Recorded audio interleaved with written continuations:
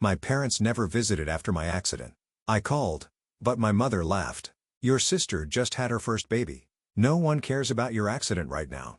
Stunned, I checked Facebook. They were throwing a lavish baby shower in Hawaii. I was speechless, but the next day, they called me over and over, panicked. From the 32nd floor of the Chicago Financial Group, the city's skyscrapers were visible through the window. Megan Williams had just finished her meeting with her last client and sank deeply into her chair, looking exhausted. Her desk was piled high with documents that needed to be processed. Megan had become known as one of Chicago's top financial consultants. Working late again? Jessica, her colleague, peeked in. Yes, I need to finish the quarterly report today, Megan replied with a smile. There was fatigue in her eyes, but also a determined strength that would never give up. You're such a hard worker. How about joining us for brunch this Sunday? I'm sorry, I'm visiting my parents on Sunday. There was a subtle change in Megan's tone. Her relationship with her parents, Judith and Howard, was complicated. On the surface, they appeared to be a harmonious family, but the reality was different. Megan's heart was always a mixture of wanting to be accepted and the fear of rejection. Oh, another family gathering? Will your sister be there too? Yes, Brittany and her husband will be there too. As Megan answered, she pulled a document from her desk drawer.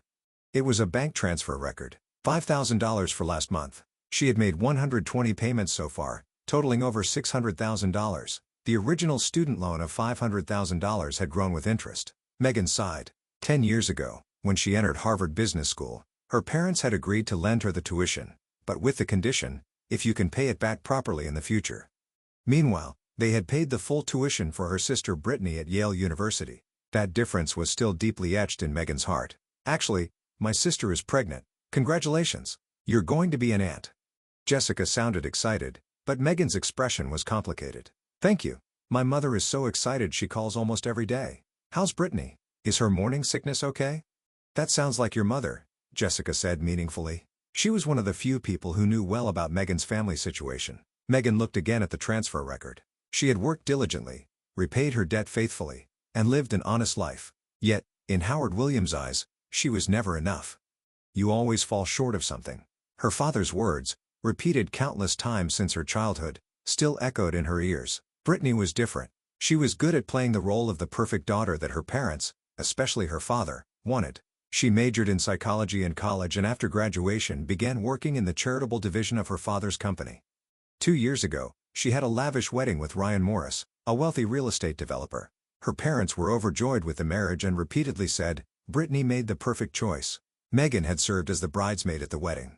As she watched Brittany in her pure white dress, walking down the church aisle on Howard's arm, Megan quietly shed tears. They were tears celebrating her sister's happiness, but also tears mourning a father's love that would forever be beyond her reach. Is it true the wedding cost nearly $3 million? Jessica asked later. Megan just shrugged. She didn't yet know that part of those wedding expenses had come from her repayment money. 2 years later, after Brittany's pregnancy announcement, her parents' attitude became even more biased. Last Sunday, at a family dinner, when Megan started talking about the success of a major project she had recently handled, her mother barely listened. By the way, Brittany, how's your morning sickness? When I was pregnant, it was terrible. And the conversation turned back to Brittany, leaving Megan's story hanging in the air. Another long day was coming to an end. Megan signed the last document and slung her bag over her shoulder. It had started raining heavily outside. Be careful on your way home, Jessica said. Megan waved with a smile. Of course, see you on Monday. Those were the last words she spoke that night. Later, on the slippery roads, the taxi she was in had an accident, and Megan was taken to the hospital with multiple fractures and internal injuries. Her life wasn't in danger, but she needed several weeks in the hospital and long-term rehabilitation. Her body was wrapped in pain everywhere. She had fractures in her right arm and leg, cracked ribs, and internal injuries. According to the doctor, she was lucky. If the situation had been a little worse, she might have lost her life. Lucky, she murmured through dry lips. There was only one bouquet of flowers in the room. It had been sent by Jessica and her colleagues. The hospital room door opened, and Christine peeked in. How are you feeling? Christine was Megan's friend since college days, who had rushed over as soon as she heard about the accident. She visited the hospital room every day and was the only one who gave Megan encouragement. Not the worst. Thank you for coming. Of course, Christine sat in the chair and placed a fruit basket she had brought on the small table. Your parents? At Megan's question, Christine shook her head. Still can't reach them? No. I left messages on their cell phones and home phone, but no response. Megan smiled sadly. They might be busy. Christine's expression clouded. She knew well about Megan's family situation. During college, she had often seen the loneliness in Megan's eyes when she talked about her family. "Why don't you try calling again?" At Christine's suggestion, Megan slowly nodded. She picked up her smartphone by the bedside and tapped her mother's number. The phone rang several times, but there was no answer. Finally, it switched to voicemail. "Mom, it's me, Megan. I've been in an accident and I'm in the hospital. Chicago General. Please call me back, please." She hung up and sighed. She also tried her father's number, but there was no answer there either. "I can't believe your parents are so indifferent," Christine said, unable to contain her anger. "I'm used to it." Megan answered quietly. It wasn't a lie, but in truth, her parents' indifference this time exceeded even her expectations. The accident had happened 3 days ago. It had been reported in the local news. Her name had been mentioned. Yet, there had been no contact from her parents. What about Brittany? She might know something. She's not answering her phone either. She might be busy. She's pregnant. Christine didn't say anything, but the flame of anger still burned in her eyes. She gently held Megan's hand. "I'll come again tomorrow after work. Do you need anything?" "Thank you, nothing special." After Christine left, the hospital room was again enveloped in silence. Outside it was dusk, and through the window, she could see the sky gradually darkening. Megan endured the loneliness and pain, staring at her smartphone, wondering whether to call her parents again. The next afternoon, Megan called her parents again. This time, on the third ring, her mother answered. Her mother's voice sounded a bit irritated. "Megan? What is it?" Her reaction surprised Megan a little. Did she not know about the accident? "I was in an accident. I'm in Chicago General Hospital." "Oh, I see." Her mother's response was colder than expected. "Mom, could you come and visit me? I'm scared being alone." There was an unusual vulnerability in Megan's voice. Normally she would put on a brave face, but now she was truly feeling fear and loneliness. However, her mother's reply froze her heart. Judith made a sound like a snort. "I don't have time for that now. Brittany just had her first baby. Nobody cares about your accident right now." Megan was speechless. She hadn't even been told that her sister had given birth. More than that, her mother's cold words deeply hurt her. "But I'm seriously injured. I need help," she pleaded desperately. But her mother's attitude didn't change. "You're being dramatic. You always want attention. Don't ruin this important time for Brittany. You have nurses there, don't you? We're going to Hawaii. It's Brittany's baby shower. It's been planned for a while. You should have received an invitation too." Megan had no recollection of any invitation. Perhaps it had arrived the day before the accident, but she hadn't seen it. "Mom, please." But the call was cut off. Megan stared at the ceiling in a daze for a while. She couldn't believe that her own parents would treat her so coldly. She tried to hold back her tears, but it was a futile effort. Quiet tears flowed down her cheeks, soaking her pillow. The hospital room door opened, and a nurse came in. Seeing Megan's tears, she approached with concern. "Are you okay? Is the pain worse?" Megan shook her head. "I'm fine. Just feeling a bit lonely." The nurse smiled kindly. "Will you have visitors?" "My friend will come. My family seems busy." That was her excuse.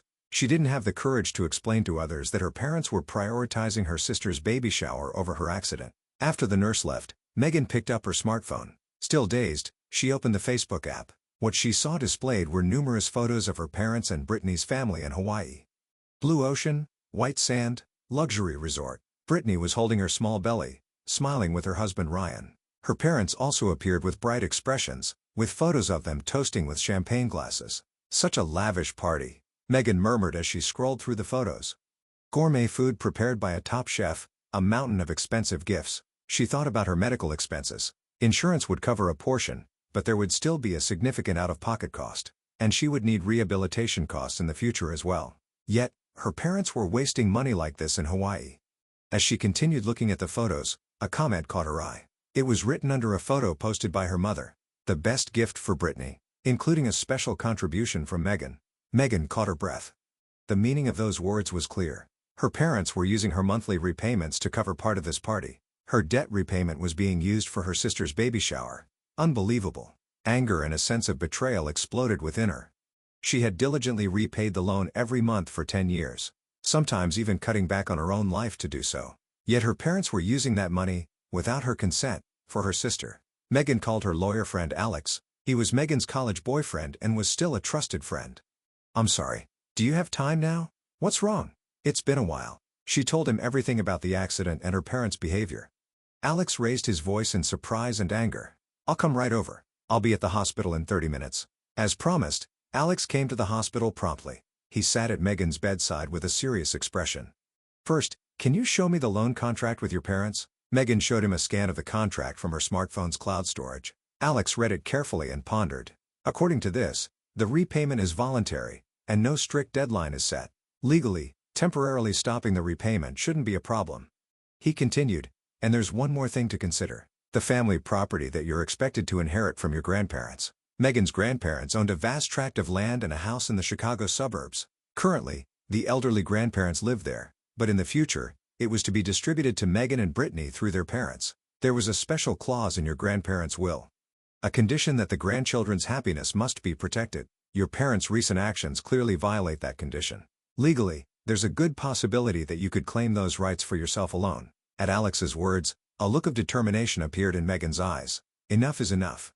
Tomorrow, I'll send notification to stop all repayments. And I'll also claim the grandparents' estate as my right alone. Her voice was trembling, but it was from anger, not hesitation. She had tried for years to earn her parents' love. But now, it was time to accept that those efforts had been in vain. Alex held her hand. "I'll support you with everything I've got. You are not alone." Megan smiled. Despite the fort in her arm and pain throughout her body, she felt a sense of liberation that she hadn't felt in a long time. Now was the time to reclaim her own life. She sat on the bed, going through the documents that Alex had prepared. They included formal notification of the cessation of loan repayments to her parents and documents to initiate legal proceedings regarding the management of her grandparents' estate. "Is this okay?" Megan asked, looking at Alex. He nodded with a serious expression. "Yes, there's no legal problem with any of this. Once the notice is delivered, they won't be able to complain, at least legally." Alex gently held Megan's hand. "No regrets?" Megan took a deep breath and exhaled slowly. There was no hesitation in her eyes. Instead, years of anger and newfound determination burned there. "None whatsoever. For 10 years, I desperately tried to be recognized as their daughter. But it's over now. I'll decide my own life." Alex smiled. "Good. Then I'll send these." He put the documents in his briefcase and stood up. "I'll send them by mail and also copies by email to ensure they're delivered." "Thank you, Alex." Megan expressed her gratitude to him. She knew painfully well how strong the presence of a friend could be right now. "Call me immediately if anything happens." "I'll come right away." After Alex left the hospital room, Megan was alone again. She lay on the bed, staring at the ceiling. She reflected on her life so far, her relationship with her parents, her relationship with her sister, and her path going forward. Anger still smoldered in her chest, but at the same time, she felt a strange sense of liberation. The nurse came into the room regularly to check on her condition. Megan's physical pain was gradually easing, but it would still take time to fully recover. "Ms. Williams, will your family be coming?" At the nurse's casual question, Megan gave a faint smile. "No, no one is coming today." That was the truth. She no longer expected visits from her parents or sister. In the evening of that day, there was contact from Alex. He reported that the notice had been sent safely, and the email had been confirmed as delivered.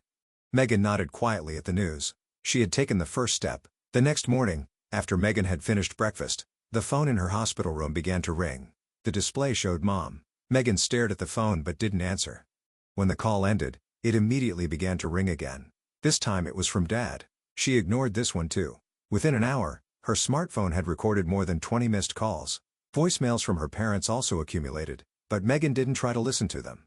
She could imagine what her parents wanted to say. Just after noon, the hospital room door suddenly opened. There stood Judith and Howard in a state of panic. Megan's mother's face was contorted with anger, and her father's forehead was beaded with sweat.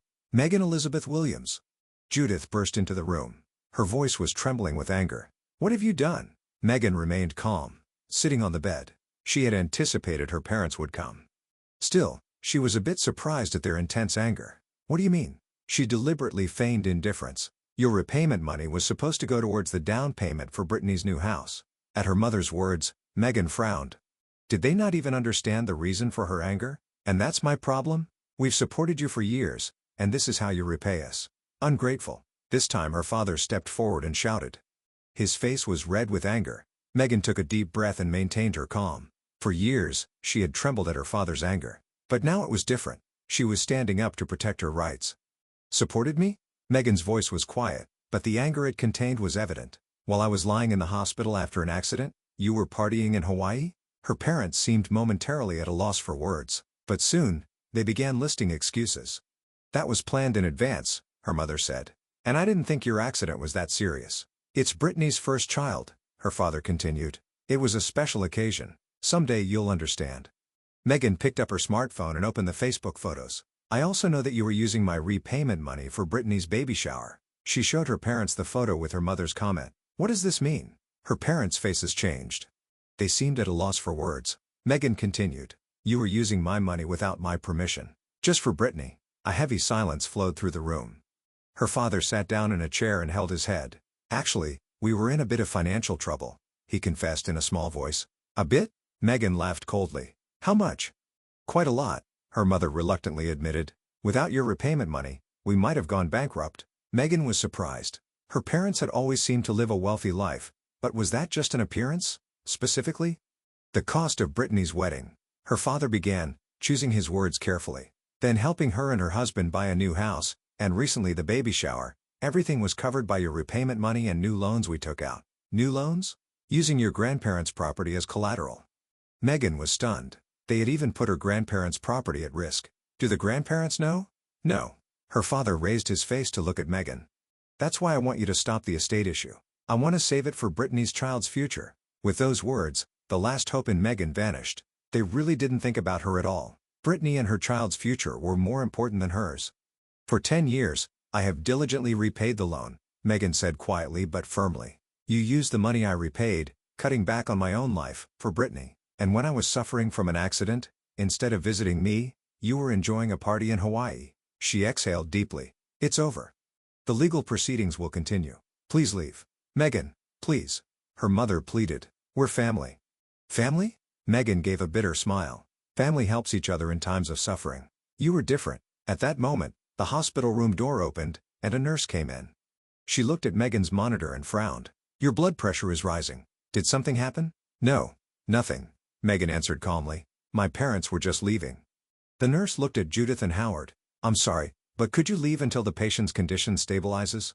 Her parents tried to object, but they grudgingly complied with the nurse's firm attitude. They looked at Megan one last time, but she didn't meet their gaze. When the door closed, Megan finally released her tension and let out a deep sigh.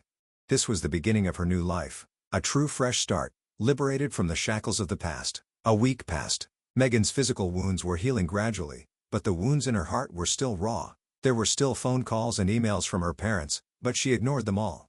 According to reports from Alex, the legal proceedings were progressing smoothly. One afternoon, as Megan was watching TV, there was a knock on the hospital room door. Come in. When she answered, the door opened, and her sister Brittany appeared. Her eyes were red and swollen as if she had been crying. Holding her small belly, she timidly entered the room. Megan looked at her sister with mixed emotions. Anger, love, and sadness were all mixed together. I heard from our parents, Brittany said tearfully. I didn't know your repayment money was being used for us. Megan silently listened to her sister's words. Brittany continued. Ryan is angry too. He now knows what kind of people my family really are, and he's talking about taking the child and going back to his parents' house. Megan was surprised. She hadn't expected Ryan to be that angry. Why is he? He's a very honest person, Brittany said in a small voice, and he's someone who succeeded on his own. He's not the kind of person who lives at the expense of others. She sat down in a chair and wiped away her tears. I've been living a lie all this time. At Brittany's sudden confession, Megan was at a loss for words. Her sister continued, to meet our parents' expectations of the perfect daughter, I've been living a pretentious life. My behavior at parties and in society, it was all an act. She gave a bitter smile. Actually, Ryan and I are drowning in debt. His real estate business is on the verge of failure too. Without financial support from our parents, we would have gone bankrupt long ago. Megan couldn't hide her surprise. Brittany and Ryan had always appeared successful and wealthy. Her parents had said so. It was all a lie. But why? Why such lies? Pride, Brittany answered shamefully. I wanted to meet our parents' expectations. And she hesitated a bit before continuing. I've always been jealous of you. Successful on your own. Strong. Brittany began to cry again. But I'm just a fake. Everything was a lie. Megan felt confused by her sister's confession. She had always thought of Brittany as the perfect daughter loved by their parents. But in reality, Brittany had been carrying her own suffering. Why didn't you say anything until now? I was ashamed, Brittany answered in a small voice. And I thought if I admitted failure, our parents would be disappointed. The room door opened again, and Ryan came in. His expression was hard and filled with anger, but that anger wasn't directed at Megan. Megan, I'm sorry I couldn't come to visit you. He approached the bed and took Megan's hand. "I didn't know what my in-laws were doing. To think our life was supported by your money, it's shameful." Megan was somewhat moved by Ryan's sincere apology. "You didn't know?" "No, not until yesterday," Ryan said with a bitter expression. "Last night, while cleaning my father-in-law's study, I found it by chance." He took out documents from his briefcase. "These are documents about a trust fund that your parents set up for Brittany and me. The source of the funds was your student loan and part of your grandparents' estate." Megan was stunned as she received the documents. Indeed, they stated that her parents had established a trust fund for the Brittany couple using her repayment money and her grandparents' property. Moreover, the amount was astonishing. "I'm taking my wife and child and leaving," Ryan said quietly but in a determined tone. "I cannot be complicit in such wrongdoing. I'll support my family with my own strength. Even if it's modest, it's better to live honestly." Brittany broke down in tears again. "Megan, please forgive me. I didn't know." She really seemed devastated by grief. Despite her complex feelings, Megan couldn't feel hatred toward her sister. After all, Brittany was also a victim of their parents' distorted love. "I'm not blaming you," Megan answered quietly. "But it will take time to rebuild trust." Brittany nodded slightly. "I understand. I also want to start over. I want to live honestly with Ryan." "I support your legal proceedings," Ryan said, looking at Megan. "For the sake of protecting your grandparents' property, and for justice, we will start over on our own." He took Brittany's hand and stood up. "We should go now. Megan needs rest." Brittany nodded and looked at Megan one last time. "Can I come again?" Megan thought for a moment, then nodded. "Yes, of course." As she watched her sister and brother-in-law leave the room, Megan felt the burden on her heart lighten for the first time. Her life had changed dramatically over these weeks. The unfortunate accident had, conversely, liberated her from years of bondage. 6 months had passed. Her broken right arm and leg had completely healed, and the internal injuries had recovered. After days of intense rehabilitation, Megan had fully returned to work 2 weeks ago. Her colleagues welcomed her return, and Jessica in particular hugged her with tears. "You've done so well." Jessica's words warmly resonated in her heart. Megan's life had changed significantly. With Alex's legal support, she had completely stopped repaying the loan to her parents. Furthermore, the legal proceedings regarding the management of her grandparents' estate had been successfully completed. Her grandparents had agreed to revoke her parents' management rights based on the clause to protect the grandchildren's happiness. In fact, her grandparents were furious when they learned about her parents' actions and fully supported Megan. "Your father used my property as collateral for a loan," Grandfather William said, his face red with anger. Even at 85, he was a man of strong character. "Don't worry, Megan. Let's settle everything in the right way." The support from her grandparents became a great emotional support for Megan. She inherited part of her grandparents' estate in advance and used those funds to purchase a new apartment downtown. It was a place she had always yearned for. A spacious living room, a wall full of bookshelves, and large windows with a view of the lake. She had finally acquired her own sanctuary. After finishing her morning coffee, Megan began preparing for work. Standing in front of the mirror, she examined herself. She was a bit thinner than before, but there was a strong light of determination in her eyes. She had begun to walk life's path by her own choices. Meanwhile, her parents' situation had changed completely. Megan's legal measures and her grandparents' anger had become gossip in the community, and Judith and Howard were abandoned by many friends. Their false life and treatment of their daughter had come to light. Especially her father, Howard, had suffered a heart attack from this stress and had been hospitalized 3 weeks ago. Ironically, they didn't have adequate medical insurance and couldn't afford the treatment costs. The life built on appearances and debt had collapsed all at once. "They brought it on themselves," Christine said, but Megan had complex feelings in her heart. They were her parents. She couldn't forgive their actions, but she couldn't be completely indifferent to their plight either. In the end, she decided to anonymously pay for part of her father's medical expenses. It wasn't forgiveness, merely a humanitarian act. "Megan, do you really want to do that?" Alex seemed surprised by her decision. "They hurt you terribly." "I know," Megan answered quietly, "but I don't want to become like them." Brittany and Ryan had also begun walking a new life path. They had sold their luxurious condominium and moved to a small apartment in the suburbs. Ryan had closed his real estate company and found a job at a construction company. The salary was less than half of what he used to earn, but he spoke of the satisfaction of working honestly. After giving birth, Brittany had started taking online courses. She was aiming to qualify as a teacher. "I've always wanted to work with children," she confessed to Megan. "But our parents objected, saying the salary was too low." Megan quietly supported her sister's new decision. Their relationship was gradually being repaired. It would take time to fully regain trust, but at least now they could talk honestly. Brittany's son, little Daniel, was 3 months old. When Megan met her nephew for the first time, she couldn't help but tear up. His innocent smile seemed like a symbol of the family's new hope. "Would you like to hold him?" When Brittany asked, Megan timidly cradled the baby in her arms. Daniel stared at her and suddenly smiled. At that moment, Megan felt like the ice in her heart melted a little. "He's a really lovely baby," Megan said gently. As the holidays approached, Megan was thinking. For years, family holidays had been times of tension and dissatisfaction. Christmas in particular was a day when her parents would excessively spoil Brittany and treat Megan like a bystander. But this year was different. She could spend it by her own choice.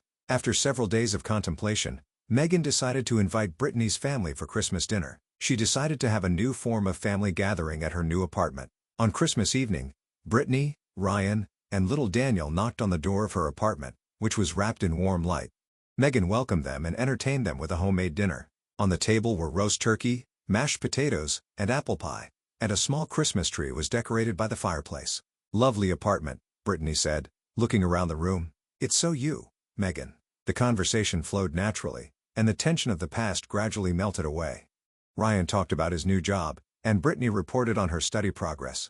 They both seemed more relaxed than before. Although financially they had become more constrained, they seemed to have become mentally richer. At dessert time, Brittany quietly looked around the table. "What about our parents? Are you seeing them?" Megan took her wineglass and answered thoughtfully, "No, I receive letters from them, but I don't write back." After a brief silence, she continued. "Our parents are facing the consequences of their choices, but we can choose a different path." Ryan nodded and picked up little Daniel. "For the sake of the children, we must make the right choices." Megan smiled at her nephew's smile. She too had made the right choice. For herself, she had heard that her parents had moved to a small town to escape from debt collectors and were living modestly on just her father's pension. They had lost their glamorous position in society and been abandoned by their friends. Their ostentatious life in Chicago was over, and they were forced to face reality. They were receiving the consequences of their actions. In Megan's desk drawer, several letters from her parents were stored.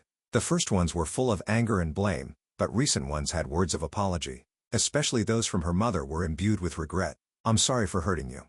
I hope someday will come when you can forgive me." Megan read the letter and thought deeply. However, she wasn't yet ready to write back. The wounds were deep and needed more time to heal. After the Christmas dinner, as she saw Brittany's family off, Megan silently vowed in her heart not to be bound by the past, but to walk the path she had chosen. And perhaps with time, she might learn to forgive. But that time was not yet. Now was the time to focus on healing herself and building a new life.